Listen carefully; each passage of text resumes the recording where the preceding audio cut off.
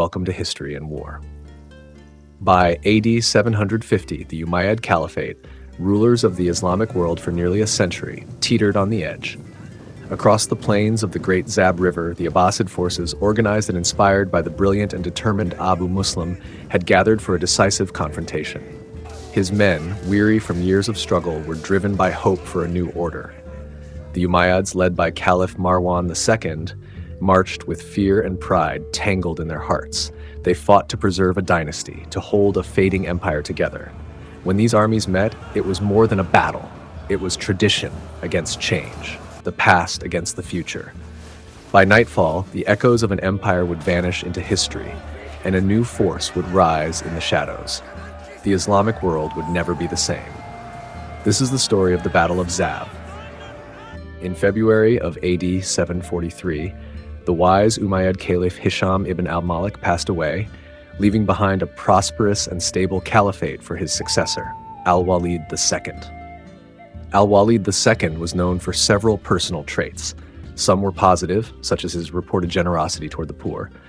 Others, like his interest in composing poetry, were less typical for a ruler and not universally admired. Certain behaviors, including his indulgence in alcohol, were viewed negatively. Collectively, these traits suggested that Al-Walid II might not be a particularly strong or effective ruler, and indeed some individuals sought to exploit his inattentiveness to the governance of his realm. After ascending the throne, Caliph Al-Walid II sought to secure the Bay'ah, the Pledge of Allegiance, for his two young sons, Al-Hakam and Uthman. This effort met with immediate opposition in Syria, prompting Al-Walid to take severe measures against members of the Marwanid family. Some were executed, while Sulayman ibn Hisham was flogged and imprisoned. These actions, together with Al-Walid's reputed indulgence in drinking, singing, and other behaviors considered immoral, fueled further opposition.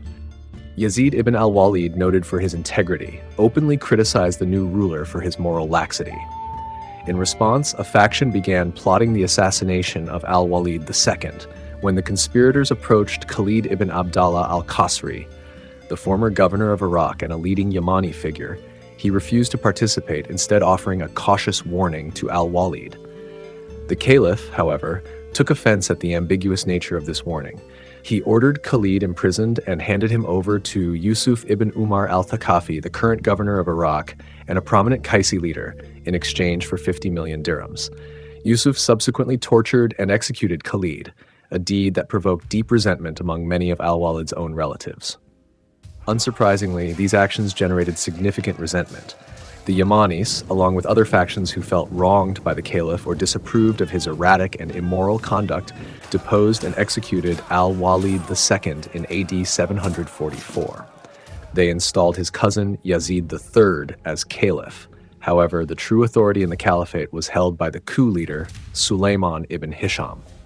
It was at this point that another Umayyad prince, the future Marwan II, appears to have begun considering a claim to the caliphate. His chance arose when Yazid III unexpectedly died only 6 months into his reign, possibly from brain cancer. The Qaisi tribes, seeking revenge against their Yamani rivals, rallied in support of Marwan, and the formidable size of his forces appears to have unnerved the Umayyad leadership in Damascus.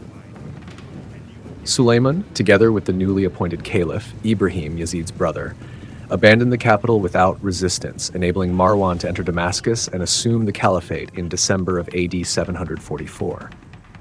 Soon after, widespread unrest broke out. The Yamani tribes revolted in the Levant, early Shia communities rose in Iraq and in Egypt. The governor appears to have grown frustrated with taking orders from Syrian authorities. By AD 747, most revolts against the Umayyad Caliphate had been suppressed, but Khurasan remained an exception. In this northeastern province, discontent with Umayyad rule had reached a critical point. The Shia, supporters of the former Caliph Ali and his family, had long harbored grievances dating back to Ali's assassination in AD 661 and more acutely to the martyrdom of his son Husayn at Karbala in AD 680. Non-Arab Muslims faced systemic discrimination despite their formal religious equality with Arabs. They were often required to subordinate themselves to Arab tribes, and many were still forced to pay the jizya tax reserved for non-Muslims. Non-Muslims suffered even more, enduring heavy taxation, social restrictions, and in many cases, persecution, even in communities such as Christians and Jews that were theoretically protected under Islamic law. In Iran, these tensions were compounded by efforts to suppress Persian language and cultural traditions. Discontent also existed among Arab Muslims. The Umayyads favored their Syrian base, and long-standing rivalries, such as between the Qays and Yaman tribes, fueled regional divisions. The Umayyads further lost the support of many religious scholars. Some opposed the suppression of the Qadariya theological school, which taught that humans possess free will rather than being bound entirely by predestination. More broadly, scholars objected to the caliph's interference in religious matters and questioned the legitimacy of rulers whose authority relied solely on inheritance rather than merit or piety. There was a widespread belief that the leader of the Islamic community should possess qualities beyond mere lineage. Amid this widespread dissatisfaction, the Abbasid family, claiming descent from the Prophet Muhammad's uncle, began mobilizing support for their cause, establishing Khurasan as the center of their movement. In AD 747, Abu Muslim, a talented and charismatic general, was dispatched to lead the Abbasid effort. There, the great black standard of the Abbasids was unfurled, symbolizing the revolution. Under this banner, Abu Muslim guided the Abbasid forces to a series of decisive victories, successfully dislodging Umayyad governors from key strongholds. By AD 749, the Abbasid forces were advancing into Mesopotamia, pressing the decline of Umayyad authority. In August, Qataba ibn Shabib, the senior Abbasid commander, crossed the Euphrates and engaged the forces of Yazid ibn Umar ibn Hubayra, the Umayyad governor, near Karbala. Qataba ibn Shabib was killed in the encounter, but his son al-Hasan ibn Qataba assumed command and forced Ibn Hubayra to retreat to Wasit, leaving Kufa effectively undefended. In this context, Abu al-Abbas was proclaimed Caliph in Kufa, formally asserting the Abbasids' claim to the Caliphate. Meanwhile, earlier in the campaign, Qataba ibn Shabib had dispatched Abu Aun, a capable general from Nehavan, to press the advance toward Upper Mesopotamia. By the end of AD 749, Abu Aun reached Shar Zur, east of the Little Zab, where he decisively defeated the forces of Abdallah, son of Marwan II, inflicting heavy casualties. Following this victory, he occupied the region east of Mosul, securing the northern approaches and preventing Umayyad forces from regrouping.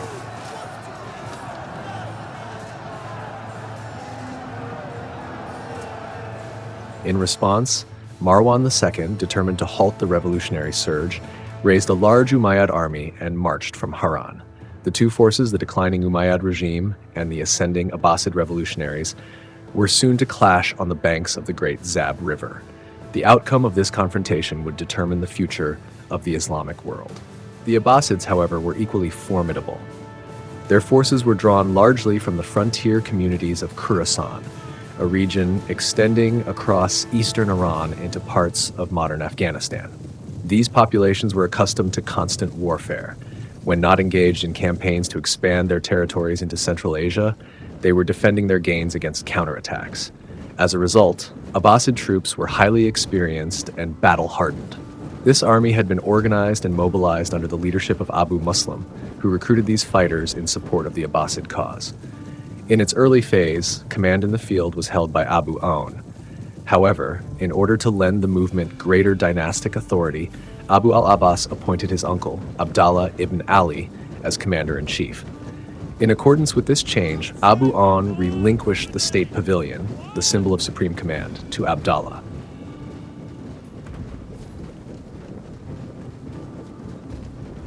Despite widespread opposition, the fall of the Umayyads was far from inevitable.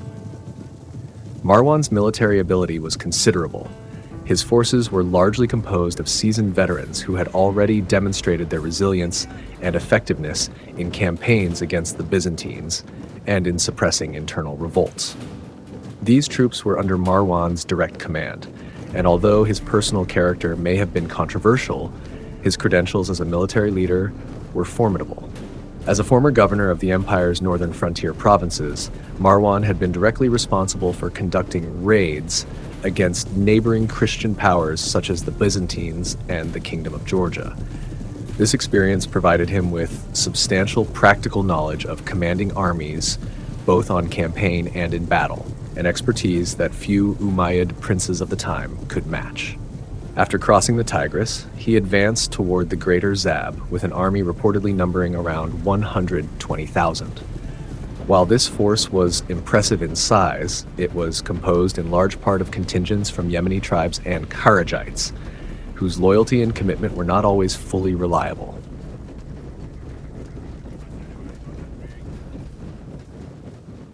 Before the main battle, a number of preliminary skirmishes were fought as each side attempted to gauge the strength of the other. On the night of January 16th, AD 750, Abdallah ibn Ali inquired about a ford across the Zab River, and one was identified for him. He then ordered Uyayna ibn Musa to cross the river with a force of 5,000 men and advance toward Marwan's camp. Marwan responded by engaging the Abbasid force, and the fighting continued until nightfall when fires were lit across the battlefield. With the onset of darkness, the engagement was brought to an end. Uyayna then withdrew and returned to the camp of Abdallah ibn Ali, recrossing the river at the same ford. At dawn, Marwan secured the pontoon bridge and dispatched his son Abdallah to dig a defensive trench further downstream from the camp of Abdallah ibn Ali. In response, Abdallah ibn Ali sent al-Muharrik ibn Gifar with a force of 4,000 men. Advancing approximately 5 miles from the main Abbasid camp, al-Muharrik halted his troops. Marwan's son then sent al-Walid ibn Muawiyah to confront them. In the ensuing engagement, al-Walid defeated al-Muharrik's force, routing his men. Many were killed while others were captured. When Abdallah ibn Ali learned of this setback, he grew concerned that such losses, though limited, might undermine the morale of his army. Fearing a decline in confidence among his troops, he resolved to initiate a full-scale battle before their resolve weakened.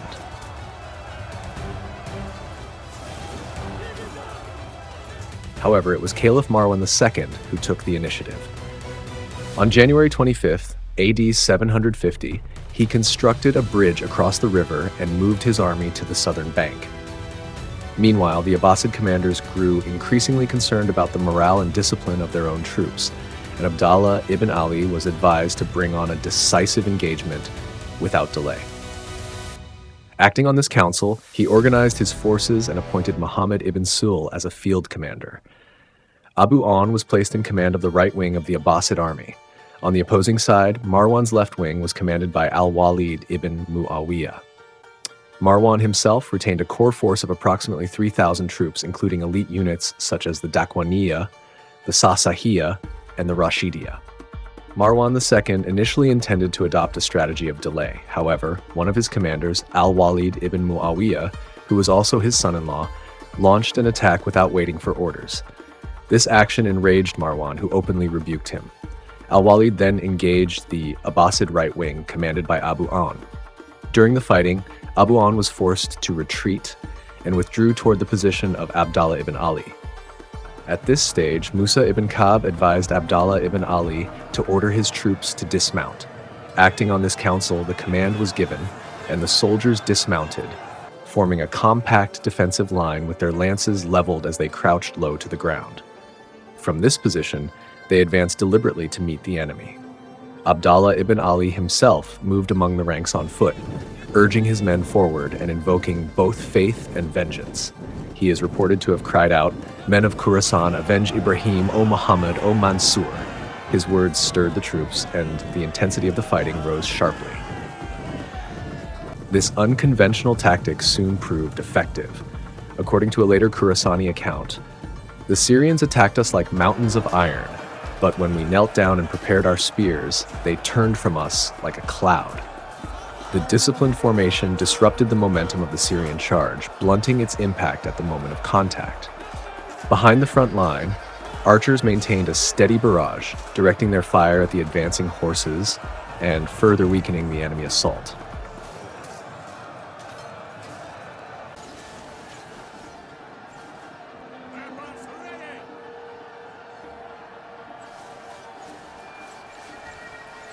What followed was a brutal and chaotic struggle. The ground shook under the force of repeated charges, yet each advance lost cohesion as it met the wall of spears. Horses faltered, riders were thrown into confusion, and the carefully maintained Abbasid formation held firm. Amid the noise of clashing weapons and shouted commands, the battle steadily turned in favor of Abdallah's forces, as the initial strength of the Syrian attack gave way to hesitation and disorder.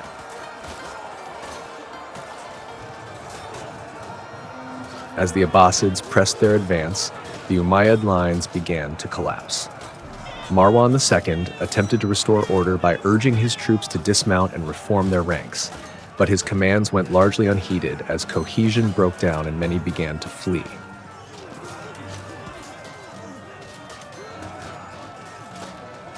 In a final effort to rally his forces, Marwan called upon individual tribal contingents. He ordered the Qudaa to dismount, but they deflected the command, urging him to direct it instead to the Banu Sulaim. He then instructed the Saksakas to attack, yet they responded by shifting responsibility to the Banu Amir. Similarly, when he commanded the Sakin to charge, they told him to call upon the Ghatafan. Even his own chief of security refused to comply when ordered to dismount, reportedly declaring that he would not make himself an easy target.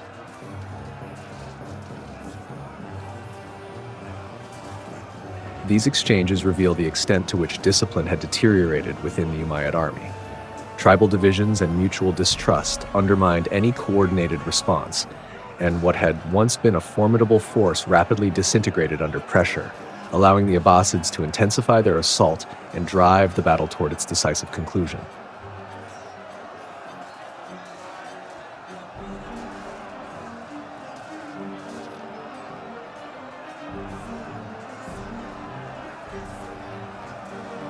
In a final, desperate attempt to stabilize his collapsing army, Marwan opened his treasury and offered gold to any soldiers willing to continue the fight. Rather than restoring discipline, this measure produced confusion, as many troops began scrambling for the coins. The disorder quickly spread, and other units, misinterpreting the situation as a signal of retreat, started to withdraw toward the river.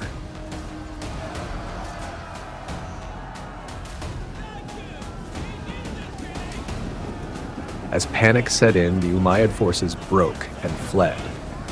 In his urgency to escape, Marwan ordered the destruction of the bridge, leaving a large number of his own men stranded on the opposite bank. The rout turned into a disaster, and in the chaos that followed, more soldiers perished by drowning in the river than were killed in combat.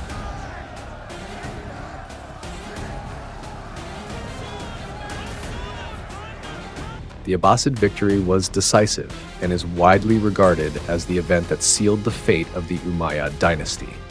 In its aftermath, Marwan II was forced to flee through Syria into Egypt, while Abbasid forces advanced steadily, and Umayyad-held cities surrendered one after another. Damascus fell to the Abbasids in April, marking a major turning point in the campaign. By August, Marwan II and members of his family were located in Egypt and killed by a small Abbasid force led by Abu Awn and Salih ibn Ali, the brother of Abdallah ibn Ali. Meanwhile, resistance persisted in some regions. At Wasit, the Umayyad commander al-Fazari continued to hold out even after Marwan's defeat in January.